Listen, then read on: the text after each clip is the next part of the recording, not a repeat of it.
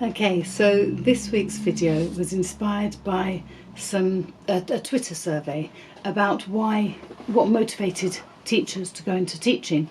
Was it teaching a subject or teaching children? Unsurprisingly, I think the vast majority of primary school teachers said that they went into teaching for the children, they wanted to teach children. And the majority of secondary teachers who responded, their preference was subject. They went into teaching because of a love of their subject, and they were motivated to teach their subject. What that got me thinking about was the difficulties that places on SENCOs in the secondary sector. In the primary sector, if you can start with the assumption that you've got all these teachers who just want to make learning fun and enjoyable and accessible for children, then it's going to be easier to do the job of getting children, finding out if children have got special needs and getting those strategies in place.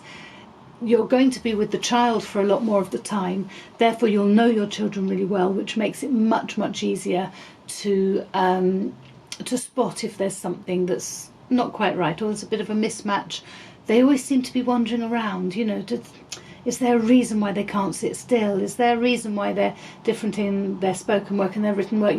You're seeing it all the time. You get to know the child. They seem a bit anxious, whatever it is. It's harder for a child to disappear in the primary sector. I'm not saying it doesn't happen, and there are also teachers who don't believe that there's a reason for this behaviour other than just annoyance, the child's being annoying, and there will always be teachers that we need to work harder on to get them to appreciate that strategies are needed, so I get that, but in the primary sector generally it is easier in that sense. In the secondary sector there are a few reasons why it can be harder. One is that yes, there are teachers who are there because they're passionate about their subject and that's what their focus is on. But there are also those who see a child maybe for an hour a week, along with, especially for, there's certain subjects where you teach a lot of different children for just an hour a week. And that can make it very hard to get to know each child. I get it. I've worked in both sectors. I fully understand it. So it can be harder to notice if there's something wrong or there's a mismatch if you don't really see the children that often. So that's one of the issues. Also, there's such a strong emphasis on data in secondary schools. And it can be that if you've got say for example, you've got a very intelligent child and they're doing well enough in all the tests and exams and what have you, you may not realise that there's actually a learning need because it's being masked. They could be performing even higher if their learning need were being met, but you may not notice it because actually the results are fine, there's no issue. I've taught children like that where the intellect is so high that they've masked a learning difficulty. There's one child where they turned out to be very dyspraxic and everything was fine until there was a teacher who was really upsetting this child, and this child was getting stressed. The marks started to go down, did some assessments just to have an excuse, if you like, to spend the time with the child. This is on the mother's request. It turned out the child was dyspraxic. We had various interventions put in place and everything, he's doing incredibly well.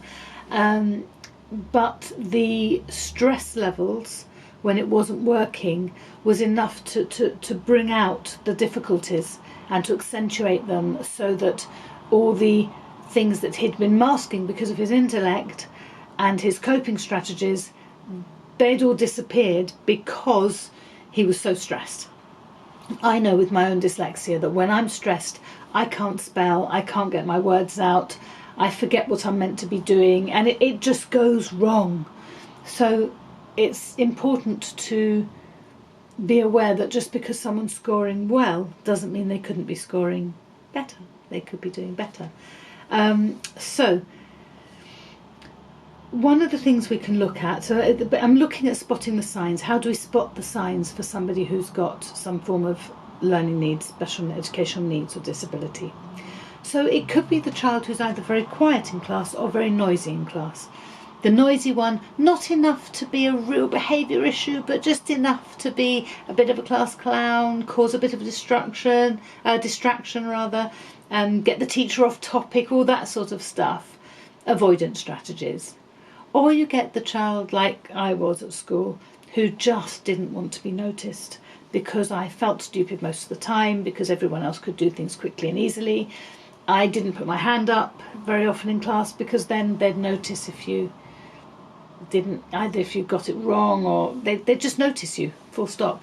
If you don't want to be noticed, you could be incredibly conscientious like I was. Always gave my homework in on time, never late with homework. The teacher wouldn't know that I'd been up till gone midnight doing my homework.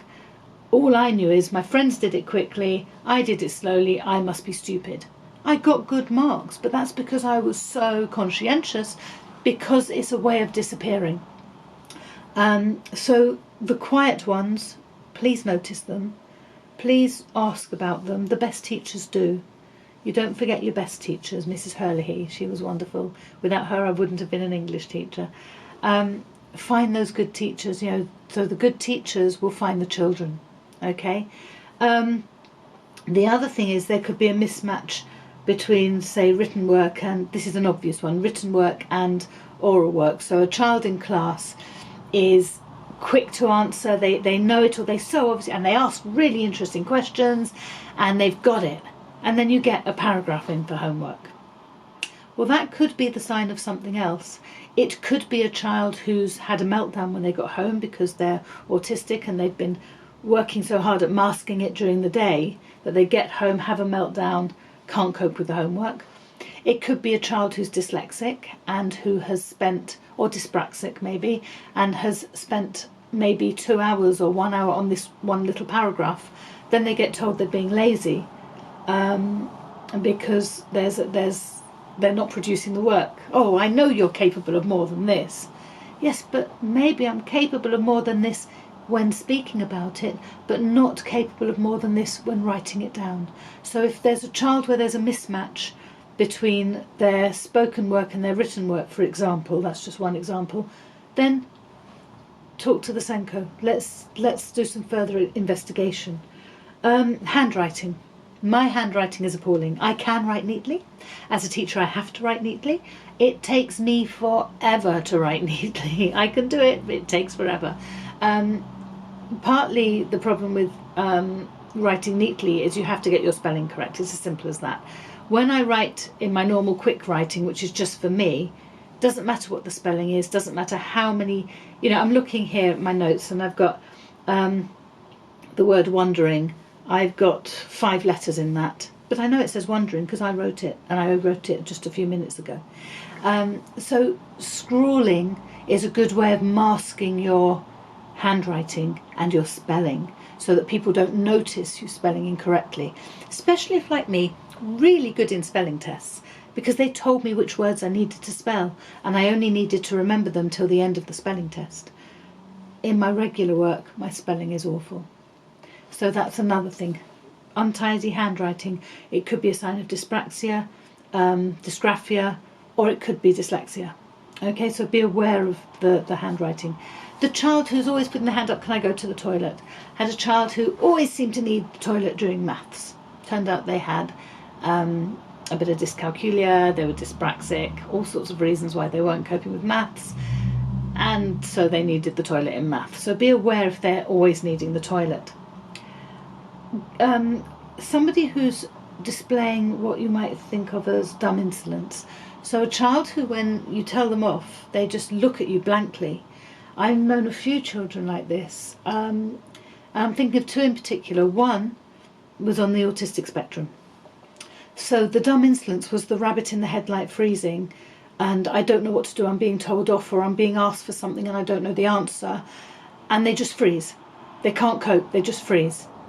So it looks like they're being rude, so then they get told off for that, when actually they've not done anything wrong. They just couldn't cope with that particular situation. Another one was somebody who had situational or selective mutism, and she would want to speak.